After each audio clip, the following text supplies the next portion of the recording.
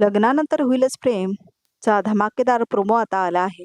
तर प्रेक्षक हो, तुम्हालाही माहिती आहे काय चाललंय सिरियलमध्ये. तर आता रम्याने 24 तासाची मुदत दिलेली असते ना नंदिनीला पुरावा आणण्यासाठी वसुहत्यांच्या विरुद्ध. कारण नंदिनीने आरोप केलेला असतो की वसुहत्यानेच दीपकला सांगून नंदिनीला तिच्याच लग्नातून किडनॅप करायला सांगितलेलं असतं आणि हे सत्य तिला पिहूने सांगितलेलं असतं. तर आता नंदिनी जेव्हा हे सत्य सगळ्यांसमोर सांगते, तर घरातल्यांना कळतच नाही कुणावर विश्वास ठेवायचा म्हणून. तर नंदिनी ओरडून ओरडून सांगते, पण कुणाचा पूर्ण विश्वास बसतच नाही. त्यामुळे ती चॅलेंज घेते की मी एक पुरावा आणून दाखवेन आणि त्याच्याने प्रूव्ह करेन की वसुहत्यानेच किडनॅपिंग केलं होतं म्हणून. तर मग रम्याने म्हटलेलं असतं, आणि तसं जर तू का केली नाहीस या 24 तासांमध्ये, तर तुला हे घर कायमचं सोडावं लागेल. असं चॅलेंज दिलेली असते रम्याने नंदिनीला. तर नंदिनीने पण म्हटलेलं असतं की चॅलेंज एक्सेप्टेड म्हणून. आणि हे जेव्हा घडलेलं असतं तेव्हा काव्य आणि पार्थ मात्र नसतात घरामध्ये. कारण ते दोघंही आता दरड कोसळल्यामुळे त्यांना दुसरीकडेच थांबावं लागलेलं असतं. तर मग आता ह्या प्रोमोची सुरुवात होते बघा प्रेक्षक हो, रम्या आणि वसुंधरा अथ्यापासून. तर आता इथे रम्याच्या हातामध्ये बॅग असते नंदिनीची, आणि आता ती चिडून चिडून येते आणि म्हणते, मामा, मामी, जीवा, पार्थ, काव्या असं ती ओरडते, आणि सगळे ते आता येतात बाहेर. म्हणजे आता मामा मामी म्हणजे मानिनी, विक्रम, तर काव्या, पार्थ, जीवा सगळे बाहेर येतात. तर आता रम्या काय करते, ती नंदिनीची बॅग असते ना ती फेकते काव्याकडे आणि म्हणते, ही घे तुझ्या बहिणीची बॅग म्हणून. वेळ संपली तिची. 24 तासांमध्ये आरोप सिद्ध करणार होती ना तुझी बहीण, असं म्हणते आता रम्या काव्याला. कुठे आहे ती आणि तिचे पुरावे, असं म्हणते आता रम्या काव्याला. तर आता नंदिनी येते दरवाजातून आणि म्हणते, हा घ्या पुरावा. तर आता नंदिनी दीपकला घेऊन आलेली असते. तर आता वसुहत्या बघतात आणि म्हणतात, दीपक? तर आता दीपक आलेला असतो बघा प्रेक्षक हो, देशमुखांच्या घरात. तर आता तो काय सांगणार आहे कोणालाच माहित नाही. म्हणजे तो आता नंदिनीची बाजू घेणार की वसुहत्याची बाजू घेणार हे कोणालाच माहित नाही आहे. तुम्हाला काय वाटतंय कमेंट करून नक्की सांगा. आणि इथे बघा प्रेक्षक हो, वसुहत्या मात्र खूप घाबरलेल्या आहेत, आणि आता इथे रम्या सुद्धा खूप घाबरलेली दाखवलेली आहे. आणि इथे नंदिनी मात्र खूप प्रयत्न करून बहुतेक दीपकला आणलेली असते आता. कारण त्याला तर पोलीस कस्टडीत दिलेलं असतं ना, तर त्यामुळे कसा आला दीपक इथपर्यंत ते बघणं खूप इंटरेस्टिंग असेल. असं वाटतंय की नंदिनीने कंप्लेन वापस घेतली असेल दीपकसाठी, कारण दीपकच मोठा पुरावा आहे ना तिच्यासाठी. त्यामुळे तिने प्रॉमिस केलं असेल दीपकला की तू जाऊन आमच्या घरी हे असं म्हण, आणि त्यामुळे मी तुला माझी केस पाठीमागे घेते आणि तुला कायमचा इथून जेलमधून बाहेर यायला मिळेल, अशी त्याला डील देत असेल असं वाटतंय मला प्रेक्षक हो.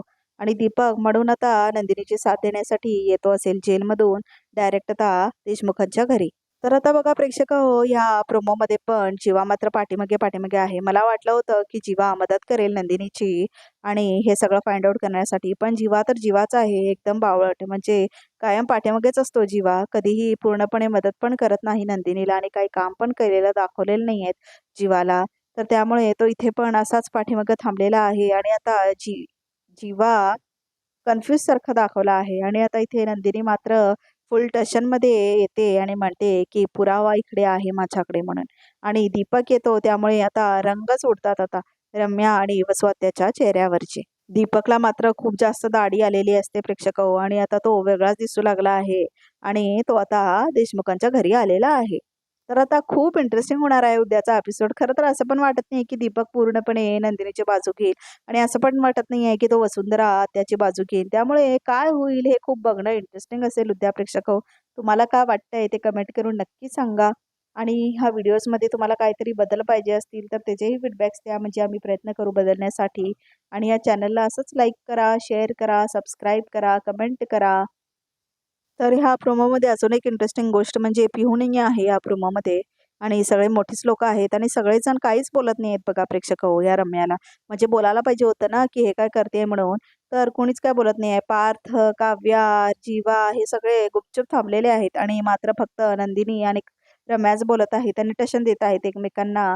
तर आता बहुतेक प्रूफ पण होईल की नंदिनी बरोबर बोललेलं असतं, आणि वसवत्याचं जे वसवत्यांनी केलेलं असतं ते कारस्थान उघडकीस पण येईल. पण काय करू शकणार ही देशमुख लोक, कारण पूर्ण घर हे वसवत्याच्या नावावर असतं आणि पूर्ण बिझनेसही वसवत्याच्याच नावावर असतं.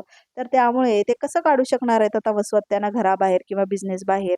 खरं तर वसवत्याच्या सगळ्यांना घराबाहेर काढू शकतात आणि त्या बिझनेस बाहेर सुद्धा, कारण खऱ्या ओनर्स कंपनीच्या आणि ह्या घराच्या वसवत्याच असतात प्रेक्षक हो, खूप मोठी चूक केलेली असते विक्रम आणि मानिनीने, की त्यांनी पार्थचं लग्न नंदिनीसोबत ठरवलं.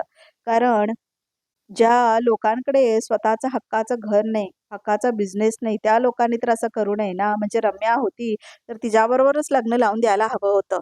आणि जर का माहीत असेल, की हे घर आणि कंपनी वगैरे सगळं आता वसवत्याचंच आहे, तर इनडायरेक्टली पार्थला तरी मिळालं असतं ना हे सगळं. पण नाही, या लोकांनी पण शहाणपणा केला आणि रम्याला सोडून आता दुसऱ्याच मुलीला ही लोकं सून म्हणून करायला निघाले. आणि माहीत असून पण, की रम्याला किती आवडतो पार्थ आणि पार्थचं काय असं प्रेम-बिम नसतं, अरेंज मॅरेजच करतो ना तो नंदिनीसोबत. त्यामुळे सोपं होतं ना रम्यासोबत लग्न करणं. पण नाही, ह्या लोकांना अक्कलच नाहीये आणि दुसरी वेळेला पण काव्यासोबत लावतात ते लग्न आता पार्थचं.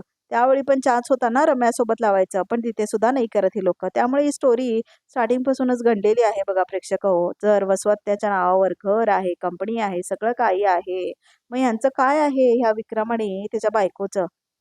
हे खूप इंटरेस्टिंग पण आहे. म्हणजे असं कसं काय असू शकतं ना? घर तरी आपलं असायला पाहिजे ना, प्रेक्षक हो. तर काहीतरी करू शकले असते हे लोकं, पण नाही. तर हे रिमेक आहे ना सीरियल, ओरिजिनल सीरियलमध्ये पण असंच दाखवलं होतं आणि वसवत्या मग दुसऱ्याच एका माणसाला आणते आणि ओनर करून टाकते आणि आपले सगळे शेअर्स त्याला देते आणि आता ह्या पार्थ, जीवाला वगैरे पण काढून टाकलेले असतात थोड्या दिवसांसाठी बिझनेसमधून. लॉसमध्ये जातो बिझनेस त्यामुळे वापस बोलवायला लागतं.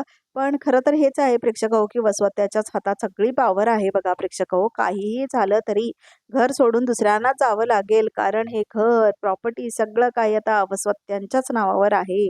खूप श्रीमंत असं दाखवलं देशमुखांना आणि बघतात तर काय आता खरी श्रीमंती तर वसवत्यांचीच असते बघा प्रेक्षक हो. एवढं मोठं घर दाखवलंय ह्या देशमुखांचं मुंबईमध्ये, पण काय फायदा स्वतःचाच नाही तर. म्हणजे सगळं तर वसवत्याचंच आहे ना, तर काय बोलू पण शकत नाहीत त्याला आता आणि आता वसवत्या कसं चालवणार, तसंच चालणार. त्यामुळेच वसवत्यांना एवढा माज असतो ना, की काही केल्यावर मला कुणी हलवू शकत नाही म्हणून. तर वसवत्या घरातून बाहेर काढतो म्हणून, कुणालाही म्हणून त्या त्यांच्या मनाप्रमाणे सगळ्या गोष्टी करून घेत असतात एवढे दिवस. पण आता या सुना आल्यात ना, म्हणजे नंदिनी काव्य आता ऐकत नाही आहेत आता वसवत्याचं. कारण त्यांना माहीतच नसतं ना पहिला, की हे सगळं वसवत्याचं आहे म्हणून. आणि बाकी सगळ्या लोकांना वसवत्याचं हे सगळं घर आहे, प्रॉपर्टी आहे म्हणून माहीत आहे. त्यामुळे वसवत्याला जरा घाबरून राहतात. पण ह्या दोघी घाबरून राहतच नाहीत, कारण त्यांना माहीत नसतं ना, त्यांना वाटलेलं असतं देशमुखांचं सगळं आहे म्हणून.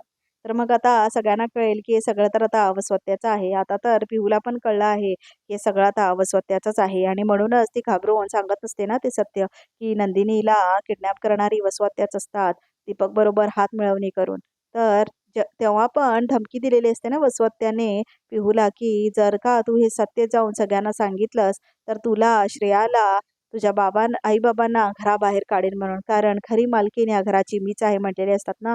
त्यामुळेच बघा प्रेक्षक हो, आम्हाला पण माहीत नव्हतं ना, की वसवत्याच्या नावावर हे घर आहे, प्रॉपर्टी वगैरे आहे म्हणून. आम्हाला पण त्याच दिवशी कळालं, जेव्हा वसवत्यांनी धमकी दिलेली असते ना त्या पिहूला. तर प्रेक्षक हो, प्रोमो एवढाच होता आणि आता उद्याचा भाग खूप इंटरेस्टिंग होणार आहे. कारण उद्याच येणार आहे या एपिसोडमध्ये, उद्या आणि परवा. त्यामुळे मेन एपिसोड नक्की बघा आणि एन्जॉय करा ही सीरियल. आणि आता व्हिडिओ हा इथेच संपतो. तर या चॅनलला नक्की सबस्क्राईब करा.